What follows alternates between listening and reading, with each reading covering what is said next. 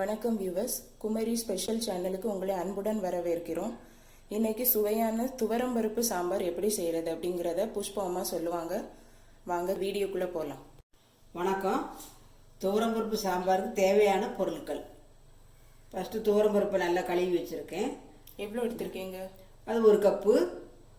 அப்புறம் 5 மிளகாய், 2 தக்காளி, 1 வெங்காயம், 3 பீன்ஸு, 1 கேரட்டு, 1 உருளைக்கிழங்கு, 1 முள்ளங்கி, கருவேப்பிலை, மல்லிச்செடி.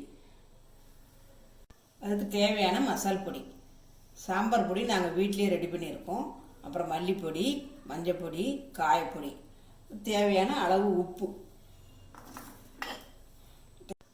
தேவையான அளவு தண்ணி, அப்புறம் தாளிக்கிறதுக்கு எண்ணெய், கடுகு. வாங்க சாம்பார் எப்படி செய்யலான்னு பார்க்கலாம். அடுப்பை பற்ற வைக்கேன்.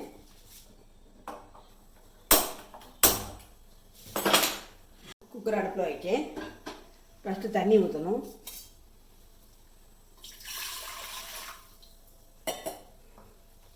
தண்ணி தேவையானது கொஞ்சம் ஊற்றிக்கலாம். அப்புறம் துவரம்பருப்பு போடுறேன், கழுவி வச்ச பருப்பை.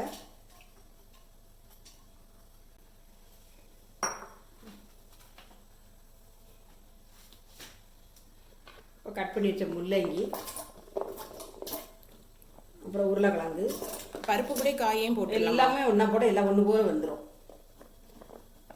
கேரட்டு, பீன்ஸு, மிளகாய், தக்காளி, வெங்காயம், கொஞ்சம் மல்லி இலை.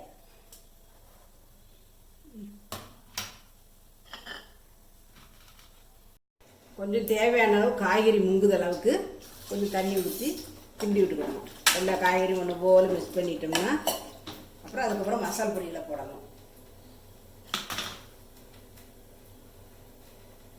சாம்பார் பொடி, மல்லிப்பொடி, மஞ்சப்பொடி, காயப்பொடி,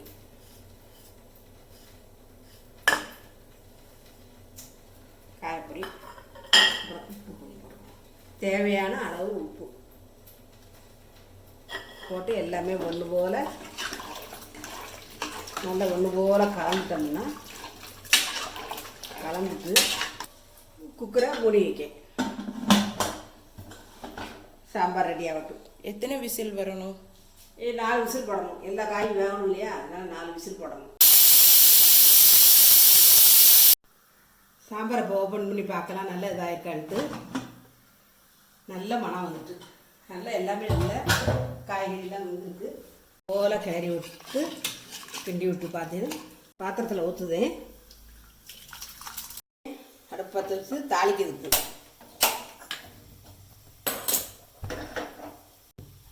எண்ணெய் 2 ஸ்பூன் எண்ணெய்,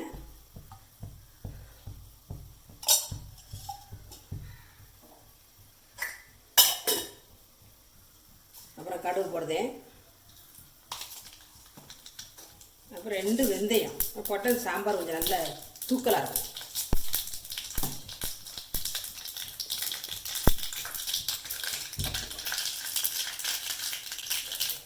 அப்புறம் கருவேப்பிலை. சுவையான சாம்பார் ரெடி.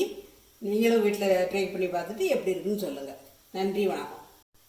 இந்த வீடியோ உங்களுக்கு பிடிச்சிருந்ததுன்னா லைக் பண்ணுங்கள், ஷேர் பண்ணுங்கள், சப்ஸ்கிரைப் பண்ணுங்கள். தேங்க்யூ.